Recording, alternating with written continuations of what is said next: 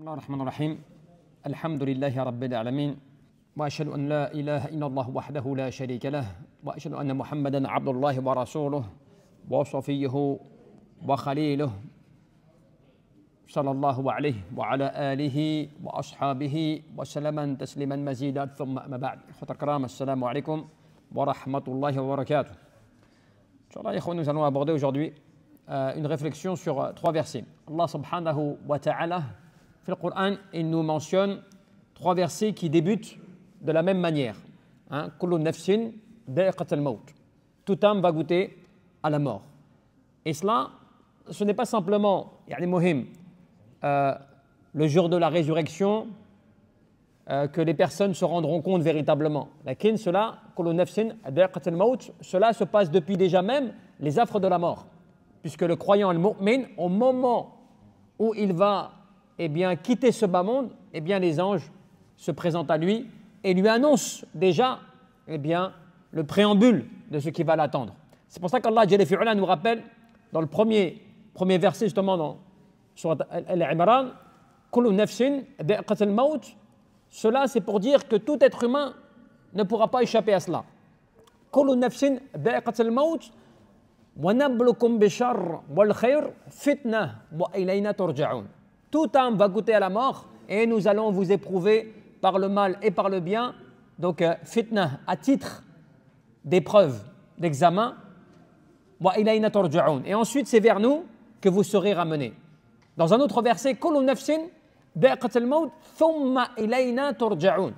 Vous allez tous, donc toute âme goûtera à la mort et ensuite vous serez ramenés à nous. Et enfin, le dernier verset, كُلُّ نَفْسٍ دَائِقَةُ الْمَوْتِ وَإِنَّمَا تُوَفَّوْنَ أُجُورَكُمْ يَوْمَ الْقِيَامَةِ فَمَنْ زُحْزِحَ عَنِ النَّارِ وَأُدْخِلَ الْجَنَّةَ فَقَدْ فَازَ وَمَا الْحَيَاةُ الدُّنْيَا إِلَّا مَتَاعُ الْغُرُورِ. Allah Jalla fi'ala dans ce verset nous dit toute âme va goûter à la mort et ensuite ce sera au jour de la résurrection que vous serez récompensés en conséquence de ce que vous avez fait. Mais le plus important c'est quoi dans ce verset? فَمَنْ زُحْزِحَ عَنِ النَّارِ وَأُدْخِلَ الْجَنَّةَ فَقَدْ فَازَ. Celui qui aura réussi à s'écarter, à s'éloigner de l'enfer et à entrer au paradis, voilà celui qui aura réussi. Allah Jalla fi'ala nous rappelle que la réussite fit dunya, elle ne dépend pas de l'argent, du poste, tout cela. La réussite auprès d'Allah Jalla fi'ala, elle n'émane que de la réussite spirituelle. Pas autrement. Ô vous les porteurs de la foi, craignez Allah et ne mourrez qu'en étant complètement soumis à Allah Jalla fi'ala. Comme quand Allah Jalla fi'ala te dit celui qui obéit à Allah et à son prophète, voilà celui qui aura obtenu la véritable ou la grande réussite, ou qui aura été victorieux. Donc cela veut dire quoi? Allah Jalla fi'ala te renvoie da'iman kabarik à quoi? Au fait que la réussite عند Allah subhanahu wa ta'ala, elle n'émane et elle n'est que spirituelle. Bien sûr, tu peux réussir dans ce bas monde matériellement. Tu peux avoir des positions, des choses comme cela qu'Allah Jalla fi'ala il t'accorde. Mais en fait, la véritable réussite, c'est celle qui va faire que qabrik dans ta tombe, tu vas être récompensé en conséquence. Et c'est pour cela que vous avez Uthman ibn Affan radhiyallahu anhu, un des grands compagnons de l'islam. Le premier Abu Bakr, le deuxième Omar, le troisième donc Uthman et le quatrième Ali. Et donc à partir de là, Uthman ibn Affan, qu'est-ce qu'on te dit? Kana Uthman lorsqu'il était près d'une tombe, et waqafa ala qabri baka hatta yabulla lihiyatahu. Lorsqu'il se mettait devant une tombe, Uthman il se mettait à pleurer. Au point que sa barbe, on mentionne, les compagnons disent, au point que sa barbe était mouillée de par le fait de ses pleurs. Tellement il pleurait comme cela devant la tombe. Faqila lahu, et on lui pose la question comme cela. Ya Uthman, tabki min hada, tu pleures pour cela. Tabki min hada, tu pleures pour cela, alors que lorsque des fois tu nous mentionnes, Bakr kadalik, Al-Jannah, Wan-Nar, tout cela, tu ne pleures pas quand tu nous racontes cela. Mais lorsque tu te mets devant une tombe, tu te mets à pleurer comme cela. Et qu'est-ce qu'il dit? Il dit Ya ikhwani, Oh mes frères, al-qabr, awwalu manazil. La tombe, c'est la première des demeures. La tombe, c'est la première des demeures. فَإِنْ نَجَا مِنْهُ فَمَا بَعْدَهُ أَيْسَرُ مِنْهُ. Celui qui va faire en sorte que cette première demeure, eh bien, il la passe facilement, eh bien, il aura été gagnant. Il aura réussi. Celui qui aura passé cette première demeure facilement, eh bien, il aura réussi. وَإِنْ لَمْ يَنْجُ مِنْهُ فَمَا بَعْدَهُ أَشَدُّ. Mais celui qui va passer cette première demeure difficilement, eh bien, la suite sera encore plus compliquée, ou bien encore plus difficile. Et donc, ce compagnon, Uthman, il avait parfaitement compris que l'essentiel, il n'est pas dans les apparences. Et surtout, que la première étape la plus importante, l'examen de l'au-delà le plus important en introduction, c'est dans ta tombe. Puisque c'est là que se présentent à toi les deux anges, hein, Nakir wa Munkar, ils se présentent à toi et qu'ils t'interrogent, ils t'assoient comme cela dans ta tombe. Tout cela, ça fait partie de l'ghaïb, du monde de l'invisible. La première nuit, lorsque la personne, eh bien, se retrouve dans sa tombe pour la première fois, on connaît le hadith, il entend encore les souliers, hein, de la personne qui lui est proche ou de sa famille, quittant le cimetière. Et lorsque la dernière personne comme cela a quitté les lieux, eh bien viennent se présenter à lui les deux anges, Nakir wa Munkar. Et il l'assoit comme cela dans sa tombe d'une façon, d'une manière qui ne nous est pas connue, puisque cela fait partie de l'ghaïb, fait partie du monde de l'invisible, de l'autre demeure, de l'autre monde. Et il est installé comme cela dans sa tombe, et ensuite après il est interrogé. Hein, Man rabbuk wa ma dinuk wa man nabiyyuk. Quel est ton Seigneur? Quelle est ta religion? Quel est ton prophète? Mais à partir de là, ce n'est plus la personne qui répond. Hein, Kama fait Donia dans ce bas monde, quand on te pose la question, tu réponds toi-même. Tu peux réfléchir, tu peux calculer ta réponse. Walakin fil qabr, dans la tombe, ce n'est plus pareil. Puisque dans la tombe, ce qui s'exprime, c'est ton cœur. C'est-à-dire, c'est al-a'mal, c'est les œuvres que tu auras faites fit Donia qui vont s'exprimer. Tu ne pourras plus mentir, tu ne pourras plus détourner la question. C'est ce qu'il y a au fond de toi-même qui s'exprime. Et cela, ce n'est pas toi directement, Allah Jalla fi'ulah, il t'assiste. يثبت الله الذين آمنوا بالقول الثابت في الحياة الدنيا وفي الآخرة. Allah Jalla fi'ulah, dans le Coran, il te dit, et certes, nous allons le raffermir d'une parole, c'est-à-dire une parole de vérité ferme, dans ce bas monde et dans l'au-delà. Le raffermir, cela veut dire quoi? L'assister, l'accompagner. Nous allons l'accompagner, l'assister, l'aider dans cette situation-là, afin qu'il puisse répondre. Au point que les anges, lorsqu'ils entendent la réponse du croyant, qui répond comme il se doit aux trois questions, eh bien eux-mêmes disent, nous savions que tu allais répondre cela. Nous savions que tu allais répondre cela. Cela veut dire quoi? C'est un test, un examen dont eux-mêmes savent déjà ce qu'il en est. Ils savent déjà, puisque Allah Jalla fi'ulah leur a déjà informé de qui ils visitent, de qui ils interrogent. Donc eux-mêmes ne s'étonnent pas de la réponse du croyant qui dit « Mon Seigneur est Allah, ma religion est l'islam, et mon prophète est Mohammed alayhi salatu wassalam. » Ils ne s'étonnent pas de cela. Mais cela est la réponse qu'il a faite de par le fait des œuvres qu'il a réalisées. C'est cela la grande dimension. Allah Jalla fi'ulah, uniquement dans le Coran, uniquement trois fois, il te dit « Kullu nafsin da'iqatul maut ». Toute âme va goûter à la mort. Que trois fois. Que trois fois, ou trois fois, on va dire, il le répète, à des moments différents dans le Coran. Tout cela toujours pour rappeler à l'être humain de quelle manière, même s'il y a d'autres versets qui font référence à la mort. Et c'est cela même qui est important à comprendre, puisque l'adorateur d'Allah subhanahu wa ta'ala, lorsqu'il réfléchit à cela, il se rappelle le hadith.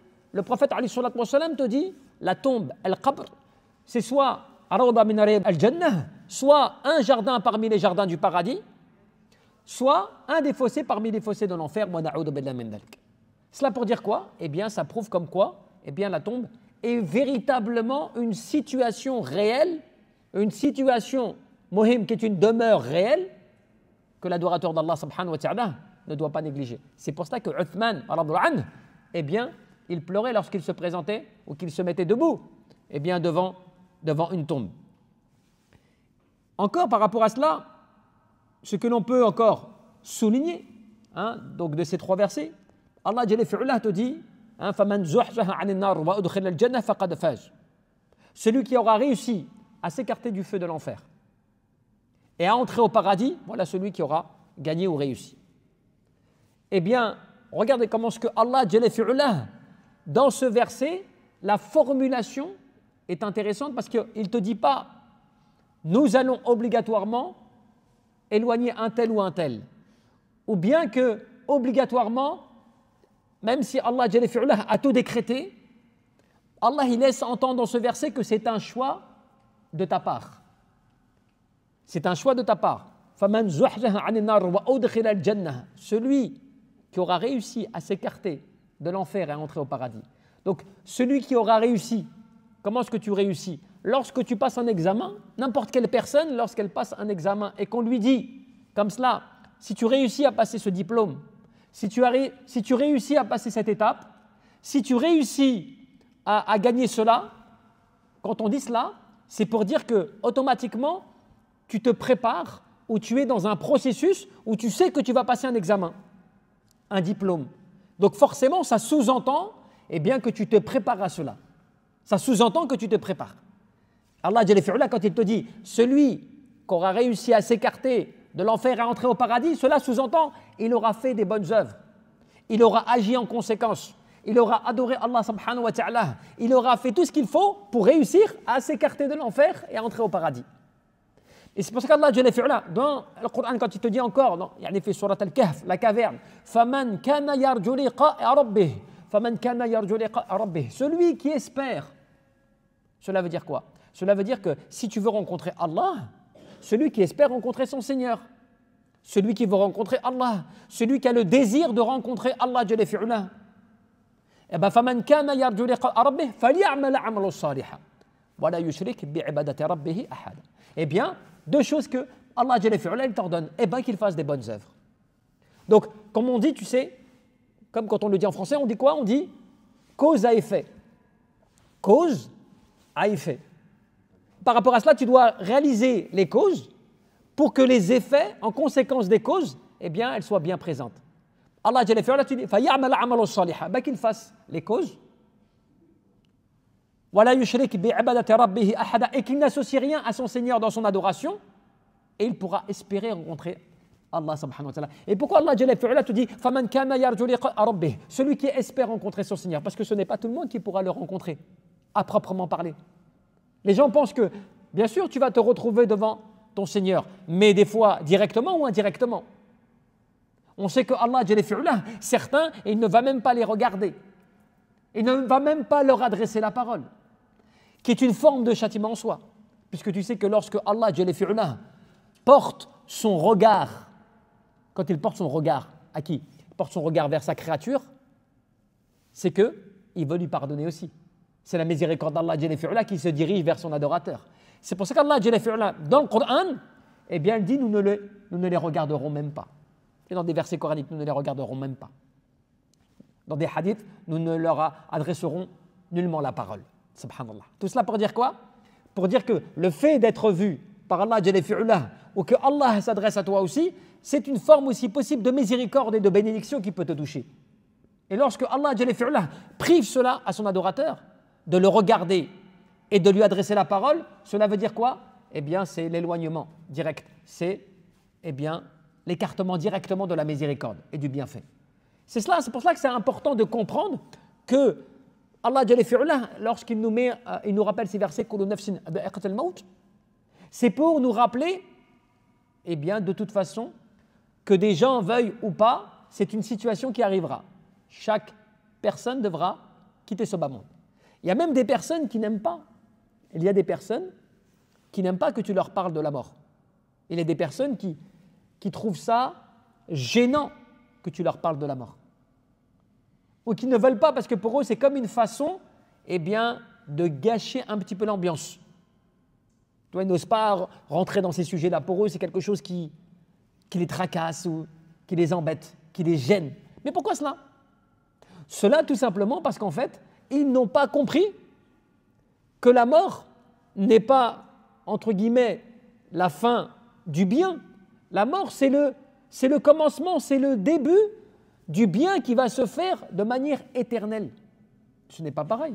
Bien sûr qu'il y a une étape à passer, qui est l'épreuve, mais le croyant fait dunya bil adillah par l'épreuve. Allah Jalla fi'ala dans le Coran te dit celui qui adore Allah Azza wa Jal, qui est pieux et ainsi de suite, Allah subhanahu wa ta'ala lui accorde la récompense. Allah le préserve, Allah le guide et Allah le protège. Donc cela veut dire que le croyant, al-mu'min, eh bien, il ne désespère pas et au contraire, cela ne doit pas. Parce que tu sais, un jour, Aïcha anha, l'épouse du prophète Mohammed, lorsqu'un jour le prophète Mohammed a dit comme quoi, eh bien, que l'être humain, l'adorateur d'Allah, il peut désapprouver. Il peut désapprouver le fait de rencontrer son Seigneur. Et que ce dernier, lorsqu'il désapprouve la mort, c'est de cette manière, c'est comme s'il ne voulait pas aller vers son Seigneur.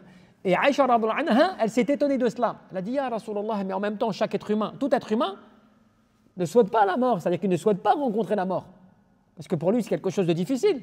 Est-ce qu'on est concerné par rapport à cela? Est-ce que cela veut dire qu'on ne veut pas rencontrer Allah? Et là, le prophète Mohammed a donné une explication très importante. Il a dit non. Le fait de ne pas vouloir rencontrer la mort ou désapprouver la mort en soi, c'est naturel. Mais le croyant, lui, il garde espoir de rencontrer son Seigneur parce qu'il espère le pardon d'Allah Azza wa Jal. Et donc il veut rencontrer Allah pour la récompense et pour le pardon. C'est différent. Même si la mort, il peut la désapprouver, mais le fait de vouloir rencontrer Allah et la récompense, c'est autre chose. Alors que celui qui ne fait pas de bien, qui ne croit en rien, qui n'accepte rien, lui ne veut pas rencontrer Allah. Parce que pour lui, il n'y a pas de bien à rencontrer. C'est là que la personne est concernée par le mal. Tu vois? Donc c'est pour ça, ibadallah, c'est important de s'arrêter des fois à cela, parce que c'est cela qui te motive, qui te pousse, muhim, à te dire, daïman kadalik, constamment, je dois œuvrer, je dois me préparer, on ne sait pas ce qu'il en est, aujourd'hui, demain, ainsi de suite. Et Allah Jalla fi'ala t'éprouve. Wa nablukum bishar wal khair fitnah, par le bien, par le mal, à titre d'épreuve. Wa ilayna turja'un, et ensuite vous serez ramenés à nous, et ainsi de suite. Allah Jalla fi'ala, il te rappelle tout cela pour que tu sois tout le temps, constamment dans le rappel. C'est pour cela que le verset pour terminer qui dit Ya ayyuhalladhina amanu ittaqullah wa tanzur nafsun ma qaddamat lighad. On vous les croyants, craignez Allah et que chaque âme voit bien ce qu'elle a préparé pour demain. Donc toujours Allah Jalla fi'ala t'appelle à cette préparation, à cette réflexion de ce qui va se passer après, pour pas que tu perdes l'objectif de la raison pour laquelle tu as été créé. Wallahu a'lam, tabaraka wa ta'ala.